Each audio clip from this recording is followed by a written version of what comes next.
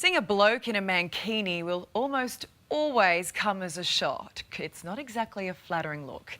As three-time Olympic medalist Shane Rose was only too willing to demonstrate when he competed in a fancy dress show jumping competition. Someone complained and he was stood down by Equestrian Australia as it investigated, putting his Paris hopes in jeopardy.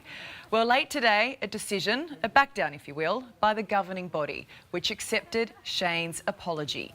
He can ride again. Shane Rose joins me. Shane, gee, it's a big fuss about something very small, isn't it? Yeah, it's been a bit of an interesting day, or a couple of days. Well, look, late today, common sense prevailed. You're in the clear. That must be a huge relief. Yeah, no, absolutely. I was always hopeful that this would be the case. I felt like from the start, my intentions were to have a bit of fun, and I think I did that. In saying that, like, it's a pretty serious thing. I spent a lot of years preparing for opportunity to go to Olympic Games and working out your program so that you can peak at the Olympic Games and not just getting there.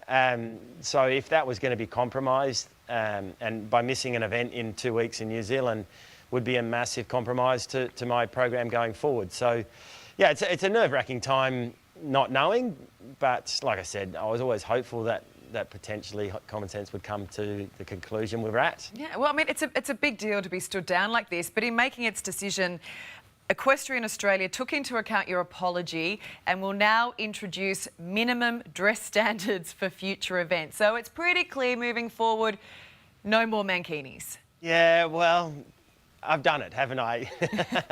I don't need to do it again. Look, I think that's probably the common sense thing that's going to come out of it is there were no standards and there were no guidelines. Is it a bit disappointing that it came to this? Like, you're just trying to make people laugh, and watching the vision, all you can hear is people laughing.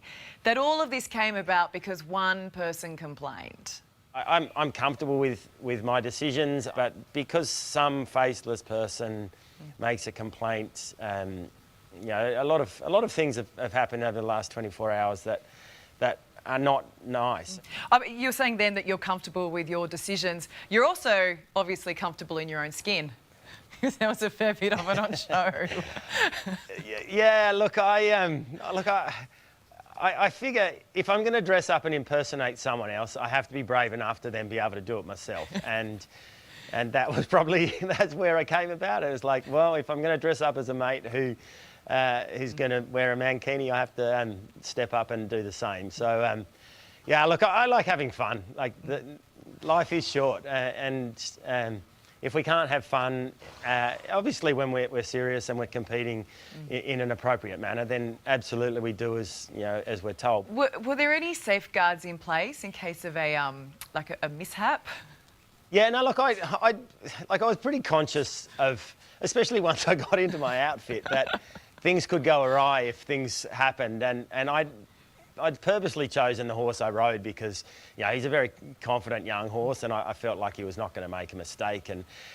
But I'd also gone to I got a cap and put it down where it probably needed to cover things, and then I still wasn't comfortable enough that if it moved that things would go awry. So I put electrical tape on and made sure that there was no potential stray anything. So I was comfortable enough with what I'd done. Yeah, no one probably ridden a horse in one. Hadn't probably thought about that or like how as uncomfortable it might be.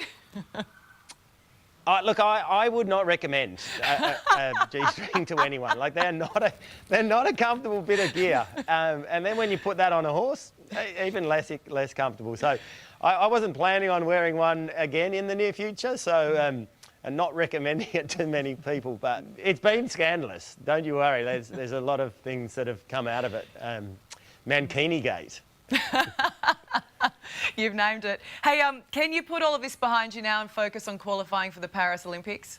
My job is to be prepared to win a gold medal in Paris, and that's my sole ambition, is to get there and to be ready to compete at my best and try as hard as I can to represent Australia if I'm lucky enough to get selected.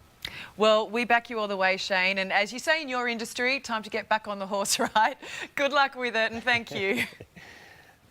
No, awesome. Thanks for having me on.